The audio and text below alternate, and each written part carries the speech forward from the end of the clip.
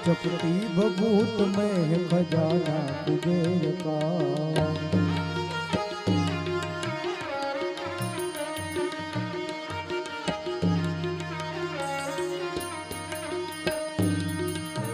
गंगाधर मुक्ति द्वार,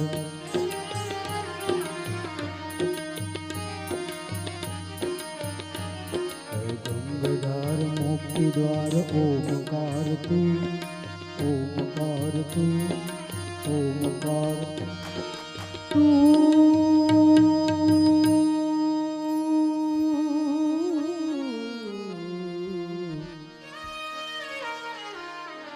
गंगाधर मुक्ति द्वार, ओमकार तू, प्रभु ओमकार तू।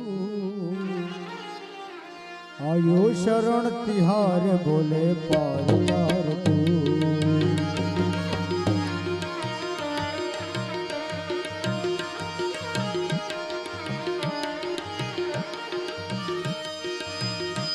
बोले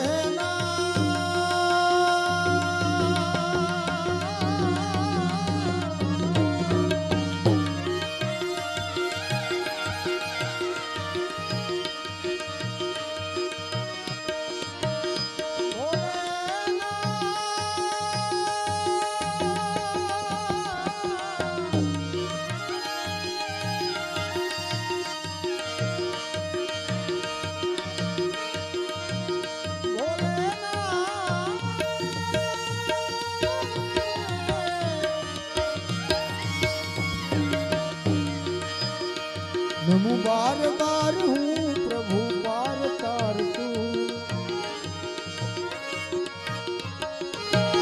नमु बार बार हूँ प्रभु पार तार तू। आयु शरण तिहार बोले पार तार तू। आयु शरण तिहार बोले पार तार तू।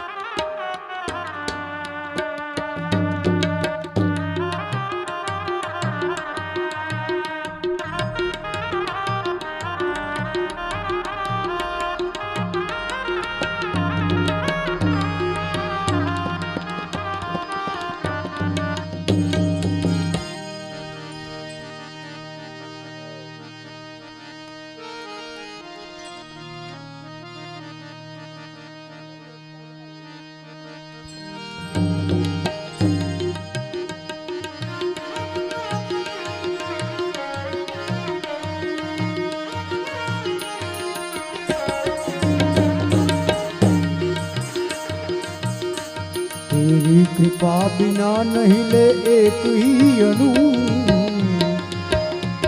लेते हैं सांस तेरी दया से तनु तनु।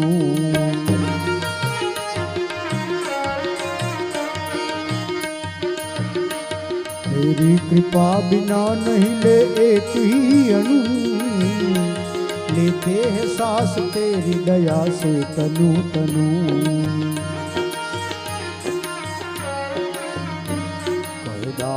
एक बार मुझको निहार तू, मुझको निहार तू, मुझको निहार तू। कहे दाद एक बार मुझको निहार तू, मुझको निहार तू, मुझको निहार तू।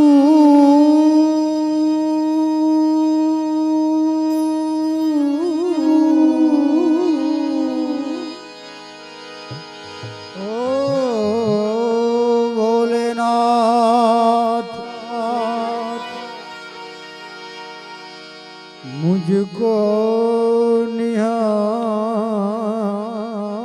तू।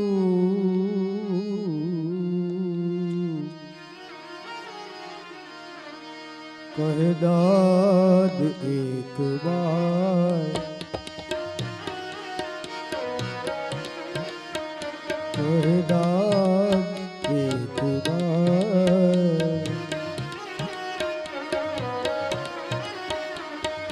कहे दाद एक बार।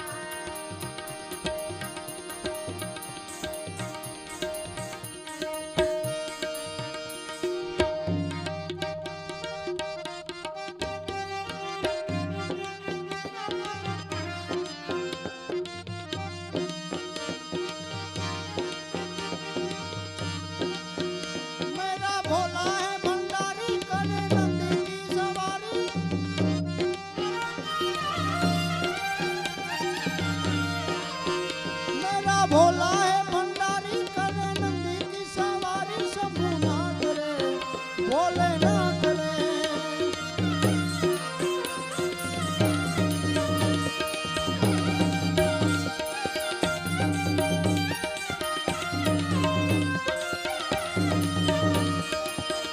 मेरा भोला है भंडारी करे नंदी की सवारी भोले ना करे शंभू ना करे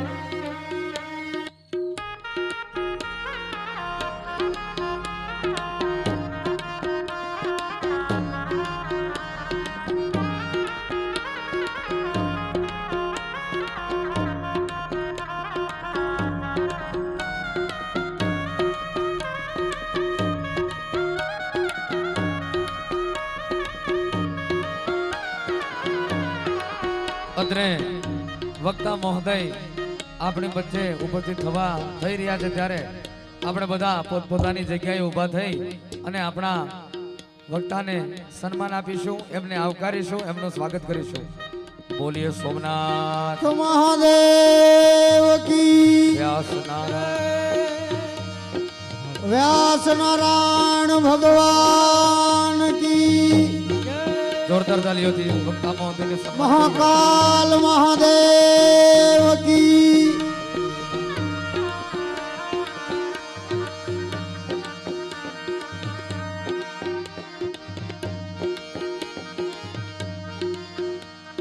नम शिवाय ओम नम शिवाय हर हर भोले नम शिवाय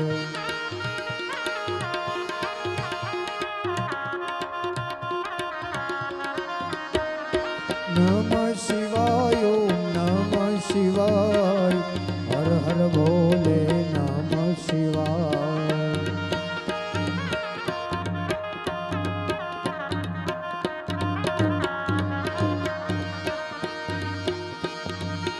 नम शिवाय ओम नम शिवाय नम शिवाय ओम नम शिवाय हर हर भोले नम शिवाय ओ हर हर भोले नम शिवाय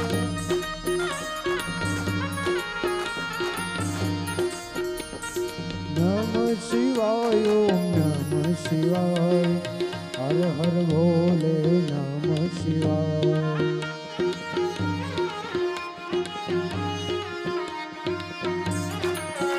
ओम नमः शिवाय ओम नमः शिवाय ओम हर हर भोले नमः शिवाय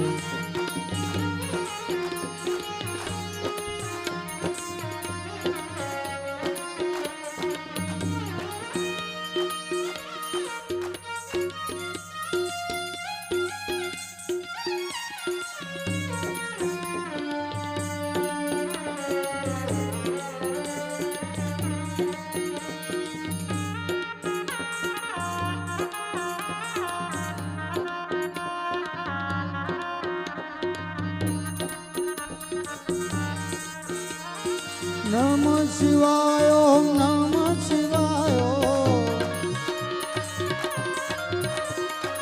नमः शिवाय ओम नमः शिवाय हर हर भोले नमः शिवाय हर हर भोले नमः शिवाय नमः शिवाय ओम नमः शिवाय हर हर भोले नमः शिवाय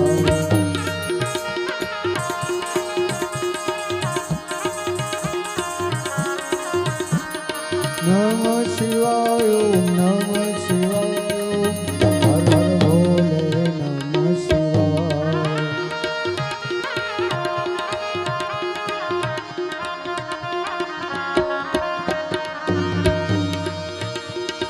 नमः શિવાય ઓમ નમઃ શિવાય નમઃ શિવાય ઓમ નમઃ શિવાય હર હર ભોલે નમઃ શિવાય હર હર ભોલે નમઃ શિવાય નમઃ શિવાય ઓમ નમઃ શિવાય હર હર ભોલે નમઃ શિવાય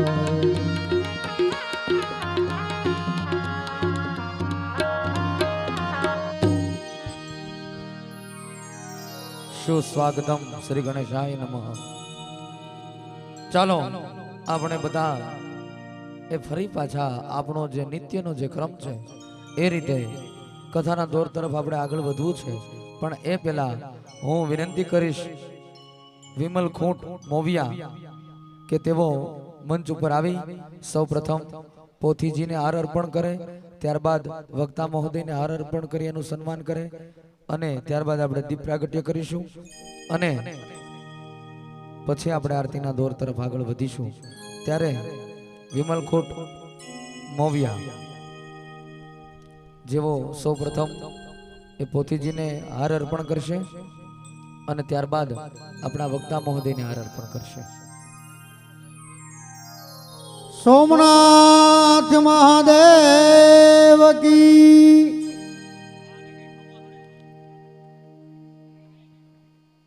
અને હવે વક્તા મહોદયનું વ્યાસ નારાયણ ભગવાન કી માવડિયું થોડી વાર આપણે આરતીને પ્રજ્વલિત નહીં કરીએ. અહીંયાથી જ્યારે કહીશું ત્યારે જ તમે આરતી પ્રજ્વલિત કરજો. હવે ખૂબ ખૂબ આભાર વિમલ ખૂંટનો. ત્યારબાદ આપણે હવે દીપ પ્રાગટ્ય કરી અને પછી આરતી તરફ વધશું. ત્યારે હું દીપ પ્રાગટ્ય કરવા માટે આમંત્રણ આપીશ રતનબા ઠુમર, શારદા કાકી ઠુમર, ગોમતીબા દુધાત જેવો વલ્લભભાઈના સાસુ છે, કાંતાબા વસાણી જેવો મનીષભાઈના સાસુ છે, મુક્તાબા રાણપરિયા જેવો વિપુલભાઈના સાસુ છે, કૈલાસબા જેવો દીપકભાઈ રાણપરિયાના બા છે, વિમળાબા જેવો બાબુભાઈ ચોવટિયાના બા છે અને અમૃતબા જેવો પરેશભાઈ માવાણીના બા છે. હું આ બધાય માડીને વિનંતી કરું કે મંચ ઉપર આવી અને આપ દીપ પ્રાગટ્ય કરો. ફરી પાછો નામ બોલું છું. રતનબા ઠુમર, શારદા કાકી ઠુમર, ગોમતીબા દુધાત એ વલ્લભભાઈના સાસુ, કાંતાબા વસાણી મનીષભાઈના સાસુ, મુક્તાબા રાણપરિયા વિપુલભાઈના સાસુ, કૈલાસબા જેવો દીપકભાઈ રાણપરિયાના બા છે, વિમળાબા જેવો બાબુભાઈ ચોવટિયાના બા છે અને અમૃતબા જેવો પરેશભાઈ માવાણીના બા છે. બધા મંચ ઉપર આવો અને એકવાર જોરદાર તાલીઓથી આ બધાય બાને આપણે વધાવીએ. અને આજનો આપણો દિવસ જ બા દિવસ છે, જેને બા ડે કીધું છે. આપણે બા એટલે કે માજી, માજી એટલે કે ડોશી જોની, એટલે બા દિવસ આપણે આજે બહુ સરસ રીતે અને એમાંય આ કથાનો આજનો આપણો 9મો દિવસ, છેલ્લો દિવસ, આવો રૂડો અવસર રોયલ રેસિડેન્સીના આંગણે.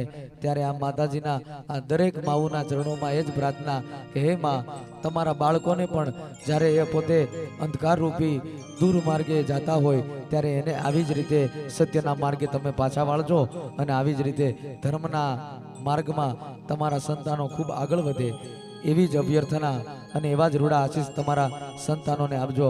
આ માવડિયુંના પૂન છે સાહેબ, એના પૂનનો રોટલો હું તમે ખાઈ છે. બાકી મારી તમારી શું હેસિયત છે, મારું તમારું શું ગજું છે? આ મા વગર મારું તમારું અસ્તિત્વ આ દુનિયામાં ન હોઈ શકે સાહેબ. ઈ આ માનો હું તમે મારા આપણે આપણા ચામડાની મોજડી, આપણી શરીરનું ચામડું ઉતારી દઈએ અને ઈ ચામડાની મોજડી આ જનેતાઓને પહેરાવીએ ને તો પણ એના ઋણમાંથી હું તમે મુક્ત ન થઈ શકીએ. ઈ આ મા પાત્ર છે. એકવાર જોરદાર તાલીઓથી વધાવો. ડોશી કે માર રહ્યો આમ દાંત કરવે પણ આચાર હારું બોલ્યો. ભાઈ ભાઈ ખૂબ આનંદનો અવસર છે ત્યારે બસ હવે તમ તારે બધા આરતીને પ્રજ્વલિત કરજો હો.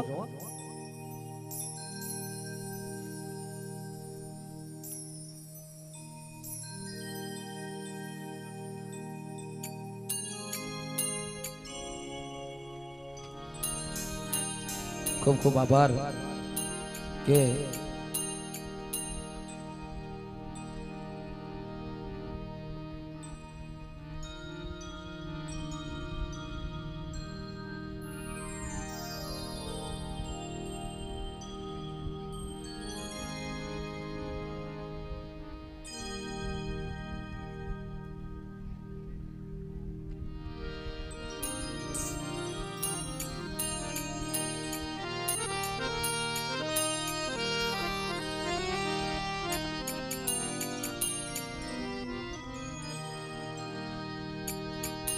જો કે ભવન છે તો કઈ બહુ ઓલું નહીં કરતા, કારણ કે પવન દેવતા પણ અહીંયા ખૂબ આપણા ઉપર પ્રસન્ન છે અને આકાશમાં જાણે બધા દેવતાઓ આ રોયલ રેસિડેન્સીમાં આ દેવાધિદેવ મહાદેવની કથા સાંભળવા જાણે સ્થિર થઈ ગયા હોય સજોડે આવું રૂડું વાતાવરણ અહીંયા સર્જાણું છે રોયલ રેસિડેન્સીના આંગણે. ખૂબ એ આનંદની વાત છે. એકવાર આપણા આ બધા બાને જોરદાર તાલીઓથી આપણે વધાવીએ અને હવે આરતીના દોર તરફ આગળ વધીએ. ધન્યવાદ. જય સોમનાથ. સોમનાથ મહાદેવ કી જય. દીવડા જગમગ જગમગ થાય, દીવડા જગમગ જગમગ થાય. આરતી મહાદેવજીની થાય, આરતી મહાદેવજીની થાય. દીવડા જગમગ જગમગ થાય, દીવડા જગમગ જગમગ થાય.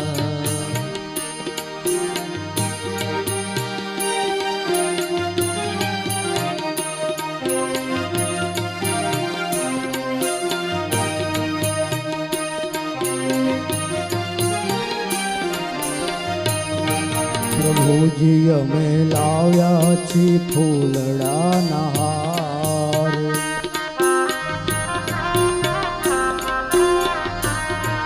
પ્રભુજી અમે લાવ્યા છીએ ફૂલડાના હાર.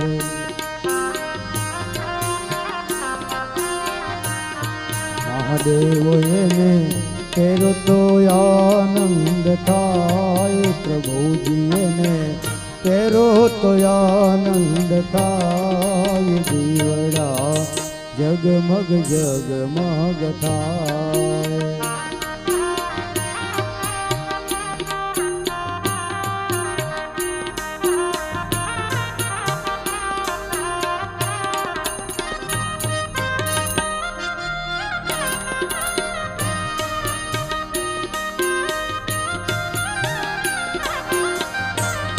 મહાદેવ મારા કૈલાસના વાસી રે,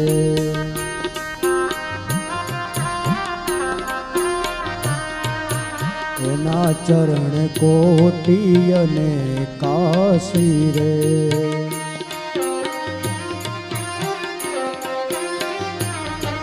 એ ભજતા ભવના દુખડા જાય, દીવડા જગમગ જગમગ થાય.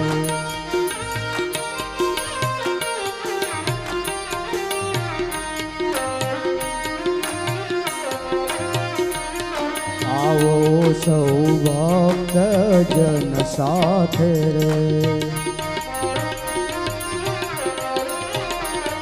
એ આરતી ઉતારીએ આજે રે. ગુણલા ભક્તજન સૌ ગાય, ગુણલા ભક્તજન સૌ ગાય. દીવડા જગમગ જગમગ થાય.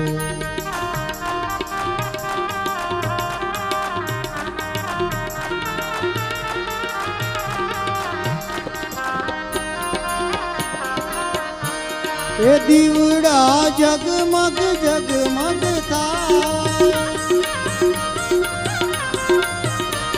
એ આરતી મહાદેવજીની થાય દીવડા જગમગ જગમગ થાય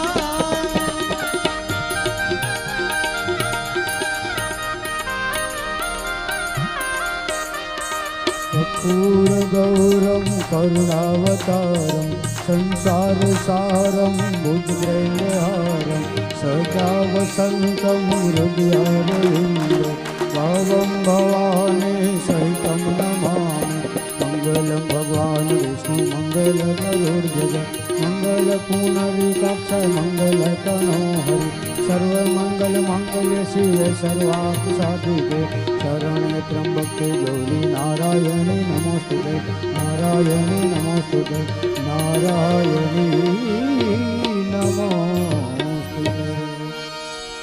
बोलिए सोमनाथ महादेव की महाकाल महादेव की व्यास नारायण भगवान की हरिओम नमः पार्वती पति हर हर महादेव।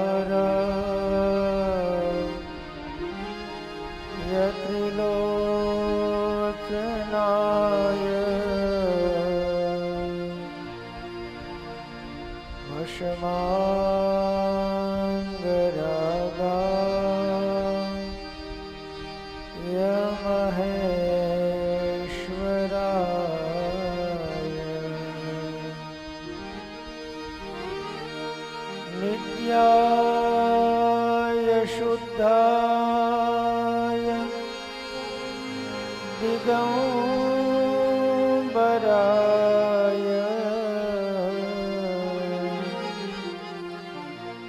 तस्मै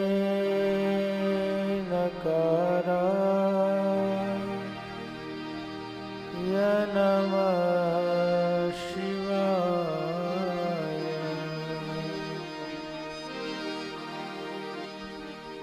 मंदाकिनी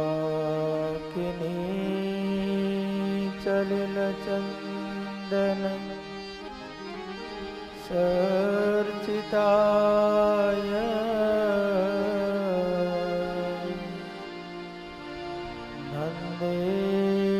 नंदेश्वरो प्रमथना महेश्वराय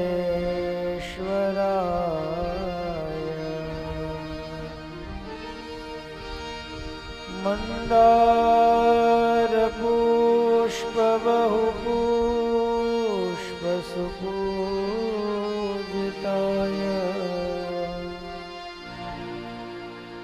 तस्मै मकाराय नमः शिवाय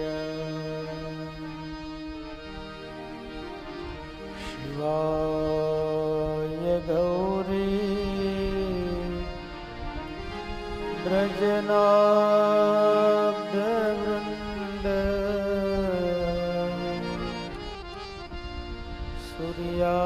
सूर्याय दक्षा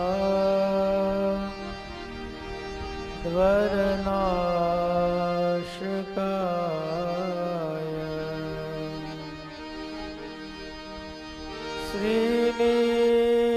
श्रीनीलकण्ठा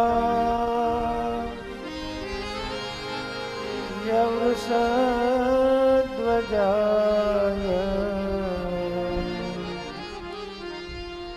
दशमे शिखराय नमः शिवाय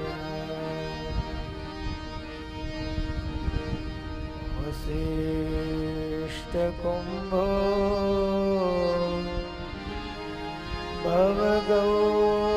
भवगौतमाय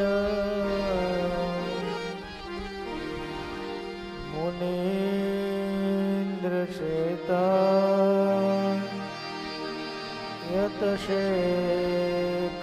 यतशेखराय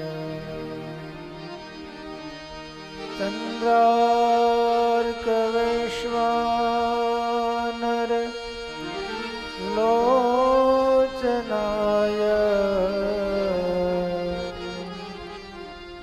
तस्मै वकाराय नमः शिवाय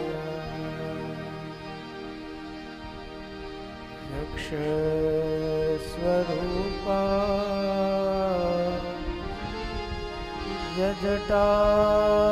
यजटाधराय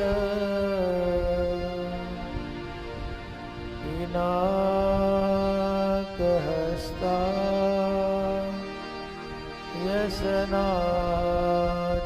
यसनातनाय दिव्याय देवा यदिगंबराय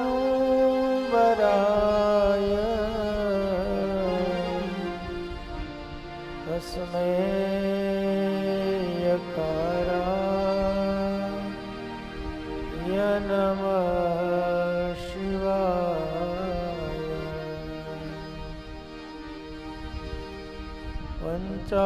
पञ्चाक्षरम् इदं पुण्ये यः पठे शिवसन्निधो शिवलोके वाप्नोति शिवेन सह मोदते। बोलिए सोमनाथ महादेव की जय। रामेश्वर महादेव की जय। त्र्यंबकेश्वर महादेव की जय। ओम महाकालेश्वर महादेव की जय। श्री रामचंद्र भगवान की जय। श्री कृष्ण कन्हैया लाल की जय। श्री स्वामीनारायण भगवान की जय।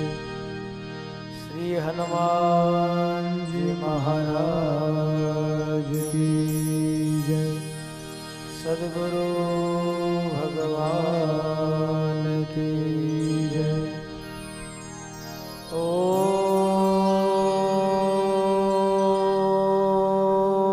नमः पार्वती पतये हर हर महादेव।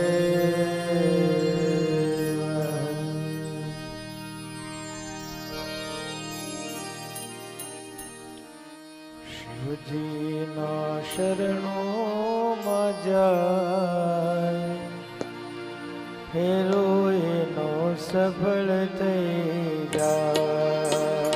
શિવજીના શરણોમાં જા ફેરો એનો સફળ થઈ જાય.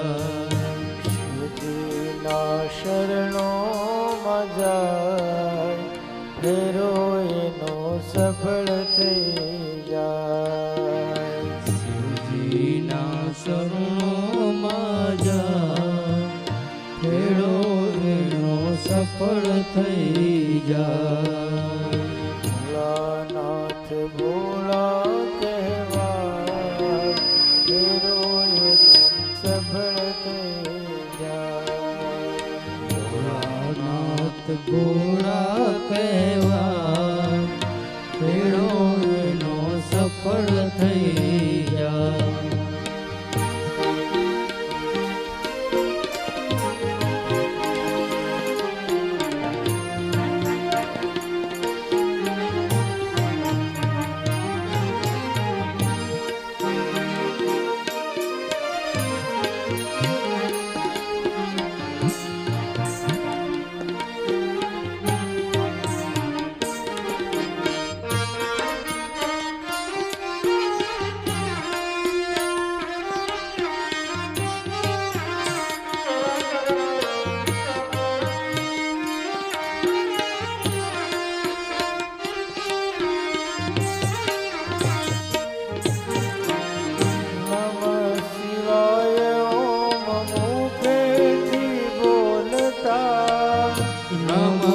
શિવાય ઓમ મુખેથી બોલતા.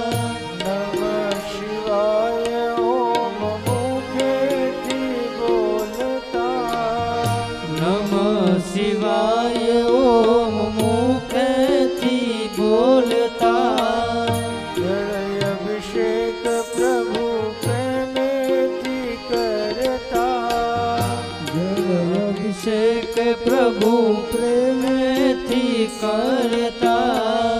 અંતરથી લાગે ને પાય ફેરો એનો સફળ થઈ જાય. અંતરથી લાગે ને પાર ફેરો એનો સફળ થઈ જાય.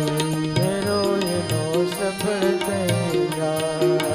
ફેરો એનો સફળ થઈ જાય.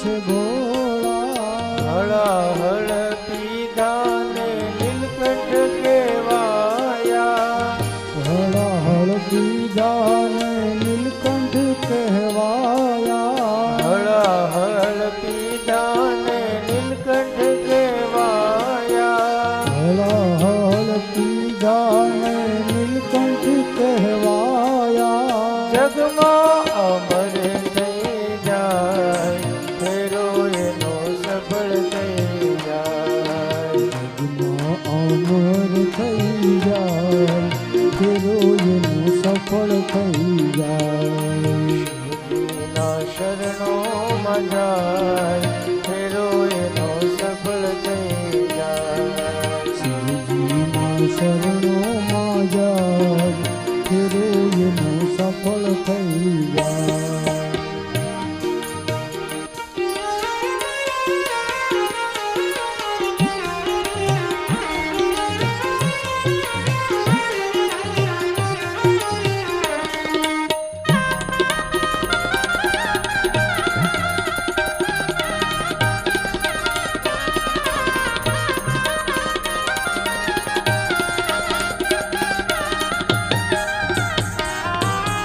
શિવજીની સેવામાં દામ નથી બેસતા શિવજીની સેવામાં દામ નથી બેસતા શિવજીની સેવામાં દામ નથી બેસતા શિવજીની સેવામાં દામ નથી બેસતા ભક્તોના હૈયામાં કામ નથી બેસતા ભક્તોના હૈયામાં કામ નથી બેસતા હર હર મહાદેવ કહેવાય ફેરો એનો સફળ થઈ જાય હર હર મહાદેવ કહેવાય ફેરો એનું સફળ થઈ જાય શિવજીના શરણોમાં જાય ફેરો એનો સફળ થઈ જાય શિવજીના શરણોમાં જાય ફેરો એનું સફળ થઈ જાય ભોળાનાથ ભોળા કહેવાય ફેરો એનો સફળ થઈ જાય નાથ ગોળા કહેવાય ફેરો એનું સફળ થઈ જાય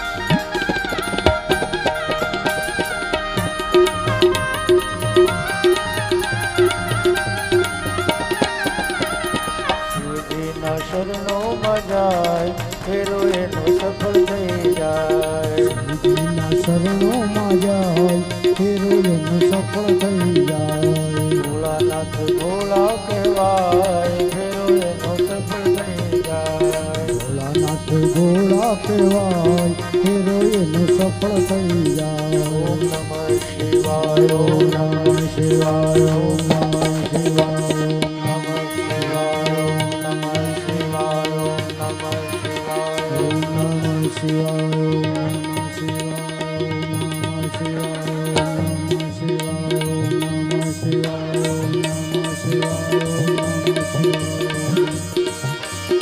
નમઃ શિવાય ઓમ નમઃ શિવાય ઓમ નમઃ શિવાય સોમનાથ મહાદેવ કી જય. ફરી એકવાર દેવોના દેવ નિરંજન નિર્વિકાર ભગવાન શ્રી મહાકાલ સોમનાથ ત્રંબકેશ્વર રામેશ્વર મલ્લિકાર્જુન મહાદેવના ચરણ કમલમાં કોટી કોટી વંદન. પરમ કૃપાળુ પરમાત્મા મહાદેવની અસીમ કૃપાથી આ પટાંગણની અંદર બિરાજમાન કથા મંડપમાં બિરાજમાન દરેક ભક્તજનોના હૃદયમાં બિરાજમાન ભગવાન સાંબ સદાશિવ મહાદેવના ચરણમાં કોટી કોટી વંદન. આજની કથાની અંદર પધારેલા દરેક ભક્તોને, દરેક માતાઓને, દરેક જગદંબાઓને, ભાઈઓ બહેનો, માતાઓ, વડીલો અને વૃદ્ધોને દરેકને જય મહાદેવ, જય મહાદેવ, જય મહાદેવ. હર હર મહાદેવ, હર હર મહાદેવ, હર હર મહાદેવ, હર હર મહાદેવ, હર હર મહાદેવ, હર હર મહાદેવ.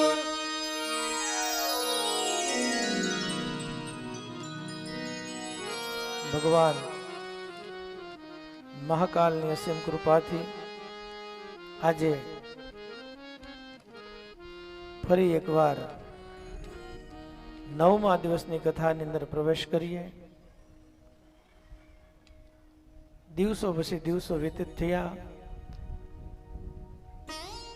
કેટલાય મહિનાથી, આમ તો ખરેખર એવું સમજીએ તો ગયા વર્ષથી જ્યારે ભાગવત કથા કરી ત્યારથી વલ્લભભાઈના હૃદયની અંદર એક ભાવ હતો કે મારે મહાદેવની એક વખત કથા કરવી છે. તો મહાદેવ કેટલા દયાળુ છે, તમારા હૃદયની ભાવનાને સ્વીકારી લે ભગવાન, અને એવો મોકો ભગવાન તમને આપે. આજે ઘડીકની અંદર એમ લાગે કે 9 દિવસો કેમ આવી ગયા હોય. 8 દિવસની કથા પૂર્ણ થઈ ને 9મા દિવસની પૂર્ણાહુતિની કથાની શરૂઆત. બહુ રાજી, મહાદેવ એટલા રાજી અને યજમાનો એટલા રાજી અને અહીંયા બેઠેલા દરેક ભક્તો પણ બહુ રાજી.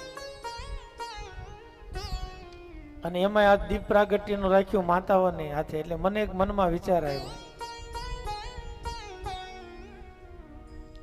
કે 9 દિવસ સુધી જે માતાઓએ ભક્તિ કરી, ભગવાનના નામનું સ્મરણ કર્યું, કીર્તન કર્યું, એટલે એના જીવનમાં એક દીવો પ્રગટાવવાનો અવસર એના જીવનમાં આવ્યો.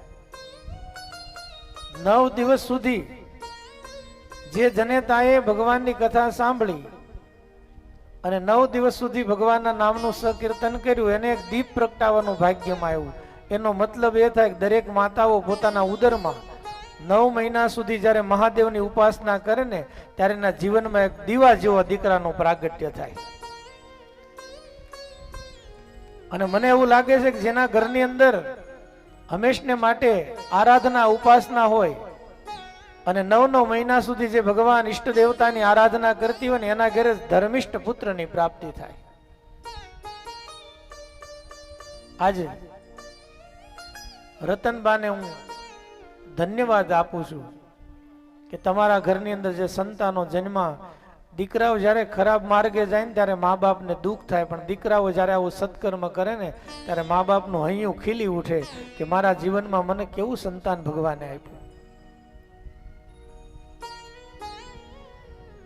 અને બધાની અંદર ગુણ અને અવગુણ બધું જ હોય, નાના મોટા ગુણ અવગુણો દરેક દીકરાઓની અંદર હોય, પણ ધર્મ કાર્ય કરે એ શ્રેષ્ઠ પુત્ર. પહેલાના સંતાનો હતા એ પોતાના માતા પિતાને યાત્રા કરવા માટે લઈ જતા અને શ્રવણ જેવા એ કાવડ અંદર બિરાજમાન કર્યા અને કાવડ લઈને ઉપડ્યો. પણ હું એમ કહું છું કે અત્યારના દીકરા ખાલી 2 વ્હીલ ગાડીમાં બેસાડીને ભગવાન મહાદેવના મંદિરે લઈ જાય ને એ શ્રવણ જ ગણાય. તમારા માવતરને મંદિર સુધી લઈ જાઓ અને ત્યાં જઈને એના હાથે ભગવાન મહાદેવ ઉપર એક લોટાનો અભિષેક કરાવો ને તો તમે શ્રવણ જેટલું જ પુણ્ય પ્રાપ્ત કરો. કલિયુગમાં એટલું જ થાય. તો આજે પહેલો ધન્યવાદ તો એના માતાને આપું. બીજો ધન્યવાદ જેના હૃદયની અંદર વલ્લભભાઈ હોય કે દાસભાઈ હોય કે અમારી સોસાયટીના દરેક પ્રમુખો હોય કે અમારી સોસાયટીના દરેક ભાઈઓ, દરેક વડીલો, દરેક વૃદ્ધો હોય, દરેક માતાઓ હોય, એને આની અંદર તમને કોઈ પોતપોતાની શક્તિ પ્રમાણે સહકાર આપ્યો. કોઈ તનથી, કોઈ મનથી, કોઈ ધનથી. અને ખરેખર આ મંડપની અંદર મને એવું લાગે છે, ઓલી કથા પૂરી થઈ ને ત્યારે મને ઘણા લોકો એમ કીધું કે હજી શરૂ રાખો ને, કારણ કે આ એક વ્યસન એવું છે ભગવાનના નામનું એક વ્યસન એવું છે કે પહેલાના યુગોની અંદર લોકો એમ કહે છે કે ભગવાનના ભક્તો હતા એ કેટલાય વર્ષો સુધી તપ કરતા, આપણને લાગે એટલું બધું બેસી શકતા હશે. પણ ખરેખર કહી દઉં કે જ્યારે ભગવાનના નામનો નશો તમારી અંદર આવી જાય, ભગવાનના ભજનનો નશો આવવા મળે ને, અને સંતોનો સમાગમ થાય, સારા પુરુષનો સંગ થાય, પછી તમને આમાં થાક ન લાગે, કથાની અંદર થાક ન લાગે. એમ લાગે હજી કથા હાલે. કાલે વલ્લભભાઈ મને એમ કહેતા હતા કે આપણે 1 વાગ્યા સુધી ક્યાંય ગયું.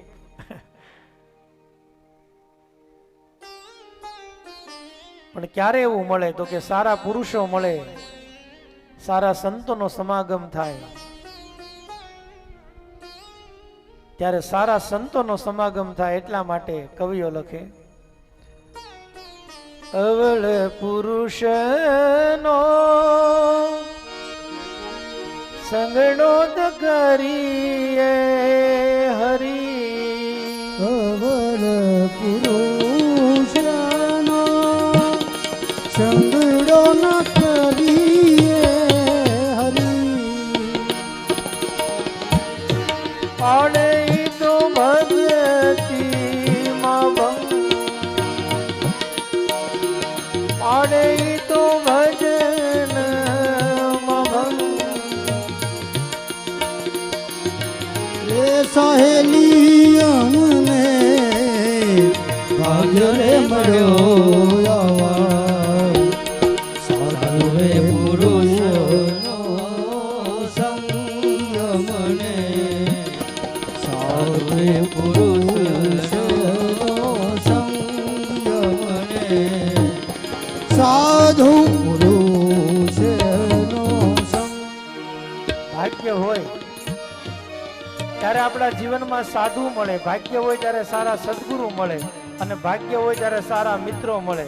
તો ખરેખર આપણા કંઈક ભાગ્યનો ઉદય હોય ને ત્યારે આપણને આવા સારા સોસાયટીને સારા માણસો મળે જે ભગવાનના કાર્યની અંદર પોતાનો સાથ આપે. અને વાત હું તમને સામાન્ય નહીં કરું, એક વાત એવી કરું કે ખરેખર ભગવાન મહાદેવજીનું ભજન એક રાત્રિ ખાલી જો મનુષ્યના જીવનમાં આવી જાય, જ્યોતિર્લિંગની કથાઓ ચાલે છે, પણ એક વાત એ કહી દઉં કે જે શિવ મહાપુરાણ સાંભળવા માટે હું તમે 8 દિવસથી ભગવાનનું ભજન કરતા હતા, અને આજ 9મો દિવસ આવ્યો, અને એ મહાદેવની કેટલી કૃપા છે ને કેટલી તાકાત છે એ તમારે જોવું હોય ને તો એક દ્રષ્ટાંતમાં લખ્યું. એક ગામની અંદર એક સાવ ગરીબ ખેડૂ હતા જેનું નામ હતું રેવા પટેલ. આખો દિવસ વાડીએ કામ કરે, આખો દિવસ ખેતરના કામ કરે, અને સાંજે પોતે કાળી મજૂરી કરીને પોતાના ઘેરે આવે ત્યારે રોટલો મળે. સાવ ગરીબ પરિસ્થિતિ. પણ રેવા પટેલ છે ને નાનો માણસ હોય ને લોકો હેરાન બહુ કરે. જેની આગળ કાંઈ ન હોય ને એને લોકો બહુ હેરાન કરે. જે ભોળો હૃદયનો હોય એને લોકો બહુ હેરાન કરે, કે કોઈને કઈ કહેતો ન હોય, મૌન થઈ જાય એટલે બધા એને ખીજવે, બધા એને મશ્કરી કરે, દરેક લોકો એને હેરાન કરે, પણ એ મૌન રહે. એમાં ગામની અંદર રેવા પટેલની એવી સાપ પડી ગઈ કે રેવા પટેલ છે ને એ અપશુકન્યાળ છે. જેની સામો મળે ને એનો દિવસ છે ને આખો ખરાબ થઈ જાય. ઘણા લોકો એવું માનતા હોય, શુકન અને અપશુકન ને બહુ માને, કે કોઈ સામે મળે કે લે આને જોત કે દીકરાય નથી, આપણે એનું મોઢું જોવાઈ ગયું. ક્યાંક રસ્તામાં જતા હો, ક્યાંક તમે માર્ગમાં જતા હો ને બિલાડી આડી પડે તો લોકો કે લે બિલાડી આડી પડી, હાલો હવે બીજા કોકને જવા દો પછી આપણે જાય. પાછા ફોન કરીને પૂછે કે જમણી બાજુ જાય તો સારું કે ડાબી બાજુ. બિલાડીને એમ થાય તું મારી સામે મળ્યો, આજ મને કઈ મળશે નહીં ખાવાનું. કોઈ માણસ નબળો છે જ નહીં, બધાના મુખ ગમે એનું મોઢું જુઓ. તમારામાં જો સારા લક્ષણો હોય તો કોઈનું મોઢું જોવાથી અપશુકન ક્યારેય થતું જ નથી. બુરા દેખ ન મેં ગયો, બુરા ન મિલ્યો કોઈ, આત્મ જાગ કે દેખ્યો તો મુझसे બુરા ન કોઈ. તમારા આત્મામાં દ્રષ્ટિ કરો, તમે કેટલા ખરાબ છો. પછી જગતની અંદર મહાત્માઓ એમ કહે છે કે કોઈને તમે આમ આંગળી સીંધો ને એમ કહો ફલાણા બેન જો એટલે જાણે આમ કર્યું હતું, એક આંગળી એની સામે પણ 3 તમારી સામે. તમે એની કરતા 3 ગણા ખરાબ હો તો જ કોકને આંગળી સીધો. એટલા માટે લખ્યું કે કોઈ ખરાબ જ નથી. મહાભારતની કથાની અંદર એક કથા છે કે જ્યારે ભગવાને દુર્યોધનને કીધું કે દુર્યોધન તું આ ગામની અંદર હસ્તિનાપુરમાં જા અને હસ્તિનાપુરમાંથી સારામાં સારો કોઈ સજ્જન માણસ હોય ને તો ગોતીને લાય. દુર્યોધન આખા નગરમાં આટો મારીને આવ્યો કે મહારાજ આ ગામમાં કોઈ સજ્જન છે જ નહીં, બધાય ખરાબ છે. યુધિષ્ઠિરને મોકલ્યા કે તમે જાઓ આ ગામની અંદર હસ્તિનાપુરમાં ખરાબમાં ખરાબ માણસ હોય ને એને શોધી લાવો. ત્યારે પોતે યુધિષ્ઠિર સાંજે પાસે આવીને કીધું પ્રભુ આ દુનિયાની અંદર કોઈ ખરાબ માણસ જ નથી, કોને મારે ખરાબ કહેવું? સંતો કહે बुरा किसी को मत कहो खुद बुरा हो जाएगा, माटी का पुतला है एक दिन माटी में मिल जाएगा. કોઈને ખરાબ કહેવાનું નથી, પણ આ ગામની અંદર એવી છાપ પડેલી કે આ રેવા પટેલ છે ને બહુ અપસુકન્યાળ માણસ, એનું મોઢું જોઈને તો ખરાબ દિવસ ઉગે. એમાં આ વાત ધીરે ધીરે ધીરે કરતા કરતા આખા નગરમાં ફેલાઈ ગઈ. એમાં નગરનો રાજા હતો. એ રાજા હતા ને એને 3 મિત્ર હતા. એક સોની હતા, એક વણિક હતા અને એક બ્રાહ્મણ હતા. એ 3 મિત્રો રાજાના એટલા બધા પરમ મિત્ર કે રોજ સાંજે રાજાની આગળ જાય, રાજા પોતાની સભા પૂર્ણ કરીને આવે પછી આ 3 જણાની સભા શરૂ થાય. એટલે રાજા પોતાના વાણિયાને એને પોતાના જે એ સોનીને બધી વાત પૂછે કે બોલ ભાઈ શું આપણા ગામમાં શું નવીન? એટલે આ બધા નવી નવી વાતો રાજાને કરે કે મહારાજ આપણા ગામમાં આજ આવી ઘટના બની, આપણા ગામમાં આવી ઘટના બની. એમાં એક દિવસે રાત્રે બધા ભેગા મળ્યા અને વાતો કરતા કરતા જે ગામના ભૂદેવ હતા ને ભૂદેવે કીધું કે આજ તો મારો દિવસ ખરાબ હોઈ ગયો, આજ મને બરાબર જામ્યું નહીં, કોઈ સારા યજમાનો ન મળ્યા, આજ મને કોઈ વસ્તુ ખાવાની ન મળી, આજ કોઈ લાડવા ન જમાડ્યા. કેમ? તો કે આજ આપણા ગામનો ઓલો રેવા પટેલ નથી, સામે મળ્યો તો મારો દી બગડી ગયો. મહારાજ કે એવું કઈ હોતું છે કોઈ સામે મળે ને આપણો દિવસ બગડી જાય? તો કે હા, આપણા ગામની અંદર એક માણસ એવો છે કે જેનું મોઢું જોઈ લો ને તો તમારો દી બગડી જાય. એટલે એમ લખ્યું છે કે હવે એમાં તો રાજા અને રાજાને આગળ આવી વાત ગઈ એટલે રાજા હઠ, રાજ હઠ એ ક્યારે છોડે નહીં. એટલે રાજાએ તરત જ પોતે આજ્ઞા કરી એવું છે તો કે હા તો મારે જોવું પડશે. રાજાએ રાત્રિના સમયે 8-9 વાગ્યાનો સમય અને એક સિપાહીને મોકલ્યો કે જાઓ રેવા પટેલના ઘરે જઈને રેવા પટેલને લઈને મારી સામે હાજર કરો. હવે આ બાજુ પટેલ બિચારો થાકેલો, ભગવાનનું ભજન કરનારો માણસ, કાંઈ આવડે નહીં, આખો દિવસ ખેતીનું કામ કરે, સાંજે રોટલો ખાવાનો તૈયારી કરતો હતો. સિપાહી આવ્યો કે ચાલો મહારાજે તમને બોલાવ્યા છે. હવે ગરીબ માણસને કોઈ બોલાવે, કોઈ પોલીસ સ્ટેશન બોલાવે કે કોઈ મહારાજા બોલાવે, કોઈ રાજકારણી બોલાવે એટલે ધ્રુજવા મળ્યો કે મારો શું ગુનો? મેં એવું કયું કાર્ય કર્યું કે મને રાજાએ બોલાવ્યું? તો કે જલ્દી કરો, તો કે જમી લઉં કે નહીં જમજો પછી. અને રેવા પટેલ કહેવા લાગ્યા એના પત્નીને કે હું રાજાને મળવા જાઉં છું, કદાચ મારી ભૂલચૂક હશે અને મને કઈ દંડ આપશે તો? એના પત્ની કે મૂંઝાવ માં, એવું ચિંતા કરવાની ન હોય, જાઓ મળી આવો. રેવા પટેલ પોતે મહારાજાની આગળ પોતે મહેલમાં ગયો. પ્રણામ ઘણીખમા બાપુ, આજે તમે મને બોલાવ્યું? તો કે હા. પટેલ જમી લીધું? તો કે નહીં. તો ચાલો આપણે માટે જમવાનું 56 ભોગ તૈયાર છે. રાજાએ સામે બાજુ ઢળાયો અને રાજાએ તેની સામે બેસીને બંને જણા સાથે જમ્યા. અને રેવા પટેલ તો એટલા ખુશ થઈ ગયા કે રાજાએ મને જમાડ્યું, આનું કારણ શું? પણ જેની બલિ આપવાની હોય ને એને પહેલા તમને કોઈ પેટ ભરીને ભોજન કરાવવાનું. જે માણસને તમારે ખિસ્સામાં ઉતારવું હોય ને એને 2-5 હોટલમાં જમવા લઈ જાય, ફરવા લઈ જાય, ઓલો ખિસ્સામાં હાથ નાખે કે રહેવા દે હું આપી દઉં છું, ખૂબ તમને આનંદ કરાવે, 5-15 દી તો તમને આમ લહેર કરાવે કે ઓહો આવો ભાઈબંધ તો ક્યાંય ન મળે. પછી કે લાય તો 10 લાખ, એમ કેટલાય તમને કોઈ ઉતરી ગયા છો. બહુ લોકો હેરાન થયા છે અને જે પ્રેમ હતો, જે ભાવના હતી, જે વિશ્વાસ હતો એ લોકોનો તૂટી ગયો. હવે આપણને કોઈ 10,000 રૂપિયા દવાખાના આપતું નથી. તો રેવા પટેલને ખૂબ જમાડ્યા, પણ પટેલ ભોળા એટલે જેમાં અને મહારાજની સામે કીધું, મહારાજ મને કેમ બોલાવ્યો? કાંઈ નહીં, તમે આજ મારી હારે આનંદ કરો, મારી હારે વાતો કરો અને મહેલમાં રોકાવ, કાલ સવારે તમે કામે જાજો. રેવા પટેલને પોતે ઢોલિયા ઢળાવ્યા અને રાજાએ બંને રાત સુધી મોડે સુધી વાતો કરી. અને રેવા પટેલ પોતે ઢોલિયામાં પોઢી ગયા, રાજાની સામે પોઢી ગયા અને રાજાએ વિચાર કર્યો કે રેવા પટેલની જાગે ને એ પહેલા મારે જાગી જવું છે ને પેલું મોઢું મારે આનું જોવું છે, મારે શું થાય છે? તો કથામાં એવું લખ્યું છે કે રેવા પટેલ ન જાગે એ પહેલા તો રાજા સવારમાં વહેલો જાગી અને સીધા જ ઊભા થઈને રેવા પટેલની સામે જઈને કીધું, પટેલ સવાર પડી ગઈ, ઊભા થાવ. એમ કરીને એનું ગોદડું ઊંચું કરીને એનું મોઢું જોઈ લીધું. પટેલ તો પોતે ઊભા થઈ ગયા, મહારાજ મોઢું થઈ ગયું, મારે વાડીએ જવું છે, ખેતર જવું છે. તો કે જાઓ હવે તમ તાર ખુશેથી. એ પટેલ પોતે વાડીએ જવા માટે નીકળી ગયા. રાજાએ મનમાં વિચાર કર્યો કે હવે આજે મારે જંગલમાં શિકાર કરવા માટે જવું છે. એટલે રાજા પોતાના ઘોડા ઉપર બેસી સૈનિકોની સાથે જંગલની અંદર શિકાર કરવા માટે નીકળ્યો છે. રેવા પટેલ પોતાના ખેતરમાં કામ કરવા મળ્યા અને પોતાના ખેતરની અંદર જે કાંઈ નિંદામણ હતું, જે કાંઈ વાવેલું હતું એનું જતન કરવા મળ્યા. આ બાજુ રાજા પોતે શિકાર કરવા માટે ગયો. તો રાજા સવારનો શિકારમાં નીકળેલો મધ્યાહન કાળ થઈ ગયો. બપોરના 12 વાગ્યાનો સમય થયો. સૂર્યનારાયણ ભગવાન એના મસ્તક ઉપર આવ્યા, પણ રેવા પટેલને એક પણ શિકાર ન મળ્યો. આવી કોઈ દી ઘટના બનેલી નહીં. પહેલી જ વખત આખો દિવસ ભટક્યા છતાં પણ એને શિકાર ન મળ્યો.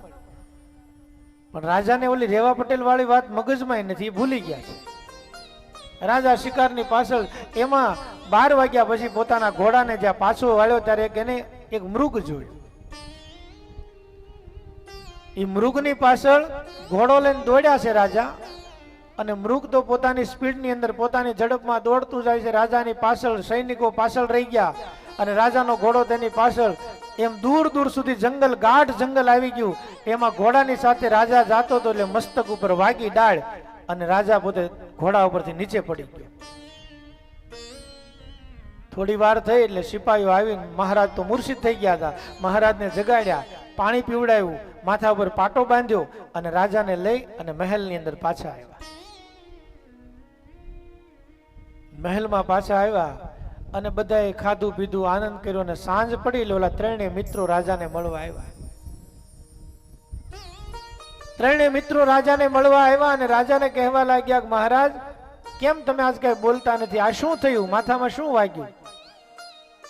ત્યારે મહારાજ કે જો ને જંગલમાં આજ ગયો તો શિકાર કરવા માટે, શિકાર તો કઈ મળ્યો નહીં, પણ મસ્તક ઉપર મને વૃક્ષની ડાળ વાગી એટલે મને માથામાં ઈજા થઈ અને હું પડી ગયો, હું મૂર્છિત થઈ ગયો અને પછી મને મારા સિપાહીઓ મારા ઘરે લાવ્યા. ત્યારે ભૂદેવ કહેવા લાગી, બ્રાહ્મણ મિત્ર કહેવા લાગ્યો કે આજ કોનું મોઢું જોયું હતું? એમ કીધું ને રાજાના કાન ચમક્યા કે હા, આ તો મેં રેવા પટેલનું મોઢું જોયું હતું.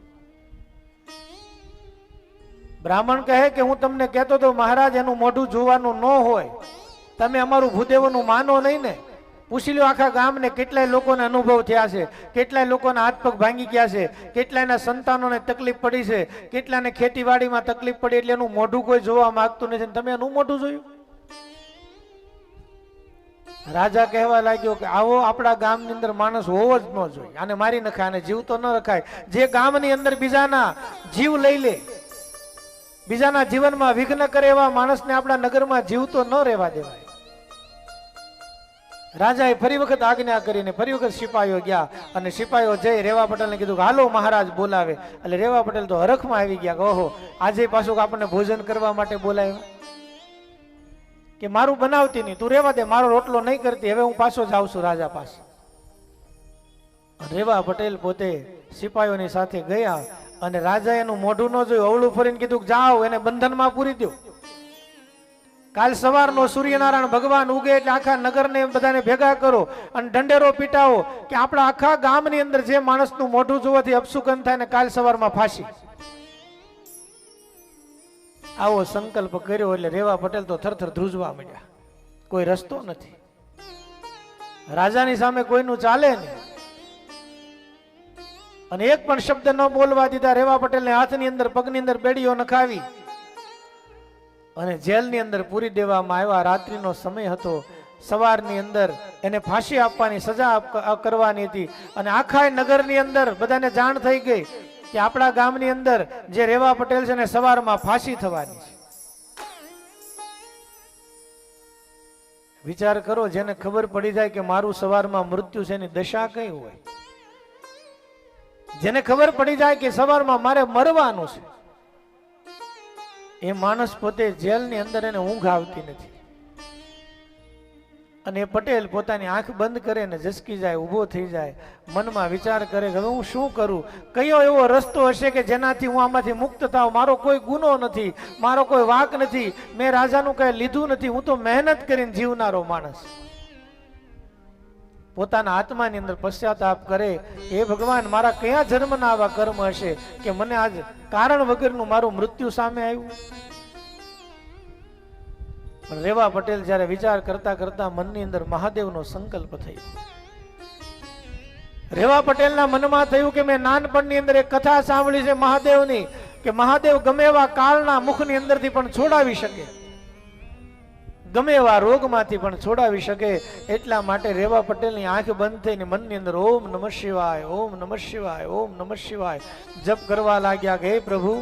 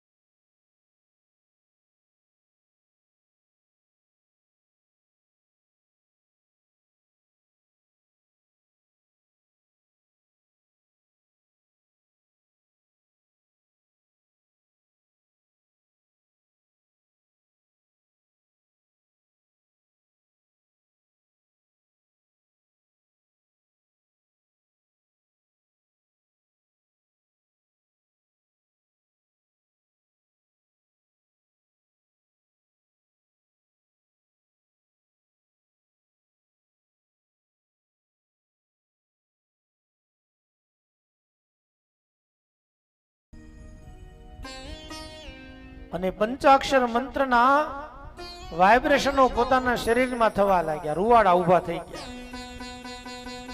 અને હવે એને કોઈ પત્ની યાદ આવતી નથી, પોતાના પુત્ર યાદ આવતા નથી, પોતાનું ઘર યાદ આવતું નથી, પોતાના પરિવારો યાદ આવતા નથી, પોતાની ખેતી વાડી પણ યાદ આવતી નથી. કેમ? તો કે સામે એક બાજુ કાળ ઊભો છે અને એક બાજુ મહાકાલ ઊભો છે. જો કાળને હરાવવો હોય તો મહાકાલની જરૂર પડે. એટલે રેવા પટેલની આંખમાંથી આંસુની ધારો પડે ને ભગવાનને પ્રાર્થના કરે કે હે પ્રભુ, હે મહાકાલ, તમારી કથા મેં નાનપણમાં સાંભળી છે કે મહાદેવ ગમે એવા પાપના બંધનમાંથી મુક્ત કરે. હું તો હાવ નિષ્પાપી છું ભગવાન, મેં કોઈ પાપ કર્યું નથી. અને રેવા પટેલ પોતે આખી રાત મહાદેવને વિનંતી કરે. સવાર પડી, સૂર્યનારાયણ ભગવાન ઉગ્યા અને જે નગરની અંદર જે ફાંસી દેવાનું જે સ્થાન હતું, જે ચોક હતો, એમાં ફાંસી માટેની ટોટલી તૈયારી કરી. અને સવારની અંદર સવારનો પોર થયો ને એટલે જેલની અંદર જે કોઈ ન હોય ને ત્યારે રાજા પોતે જેલની અંદર આવે છે.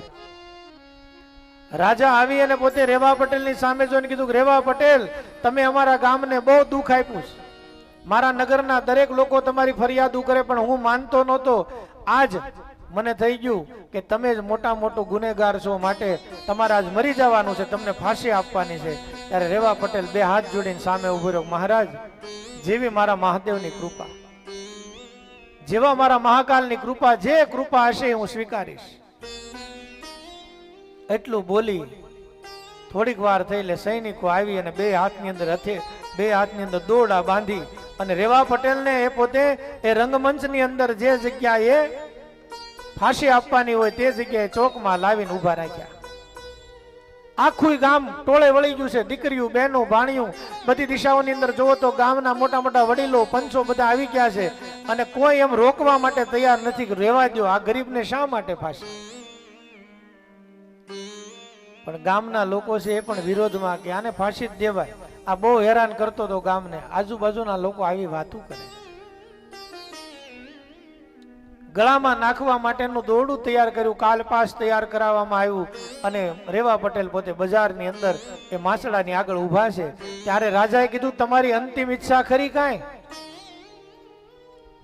છેલ્લી ઈચ્છા તમારી જે હોય પૂર્ણ કરવામાં આવશે. તમે જે બોલવું હોય બોલો, જે ખાવું હોય ખાઈ લ્યો, જેને મળવું એનું મળી લ્યો.